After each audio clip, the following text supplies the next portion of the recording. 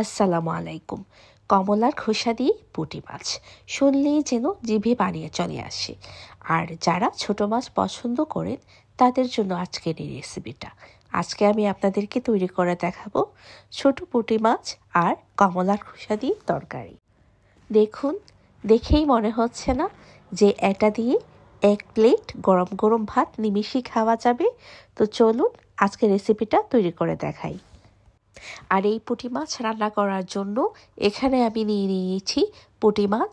এগুলো কিন্তু খুব বড় না আর খুব বেশি ছোটও না, মিডিয়াম সাইজের ছিল। আর এখানে আমি শর্টপুটি রান্না করার জন্য নিয়ে নিয়েছি পেঁয়াজ বাটা, রসুন বাটা, হলুদের গুঁড়ো, মরিচের গুঁড়ো, কাঁচামরিচ ফালি, কমলার খোসা, সয়াবিন তেল আর লবণ। আমি এখন দিয়ে দিচ্ছি 3 টেবিল চা চামচ পরিমাণ পেঁয়াজ বাটা, দিয়ে দেব 2 টেবিল চা চামচ পরিমাণ রসুন বাটা। এখন দিয়ে দিচ্ছি কয়েক টুকরো কাঁচামরিচ ফালি, এখানে 7 থেকে 8টি কাঁচামরিচ ফালি করে নিয়েছি। এখন দিয়ে দিচ্ছি মরিচের গুঁড়ো, আমি 3 চা চামচ পরিমাণ মরিচের গুঁড়ো দিলাম। ছোট মাছে ঝালটা হলে বেশি ভালো লাগে। আর 1 চা চামচ দিয়ে দিলাম হলুদের গুঁড়ো, দিয়ে দিলাম কমলার খোসা, এখানে 7 থেকে 8টি কমলার খোসা দিয়ে দিলাম। লবণ দিয়ে দিলাম 1 টেবিল চা চামচ, আর দিয়ে দেব রান্নার তেল।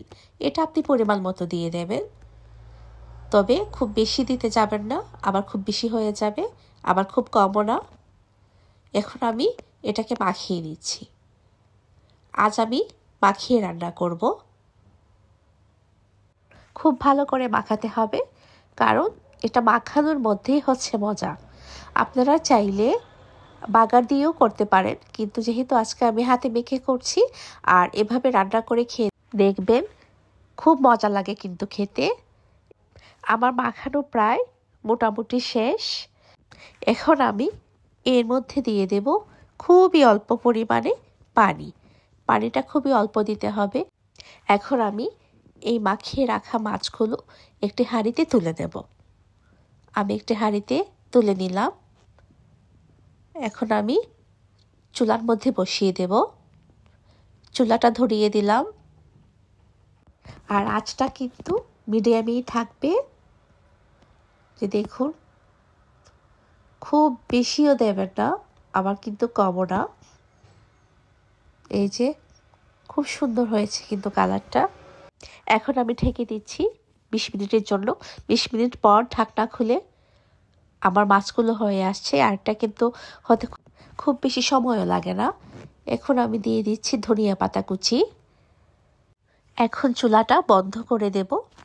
হয়ে এলো আমার হাতে মেখে কমলার খোসা আর পুঁটি মাছ দিয়ে তরকারি। আপনারাও ঠিক একইভাবে আমার রেসিপি ফলো করে গরম গরম ভাতের সাথে খেয়ে দেখবেন, খুবই মজা।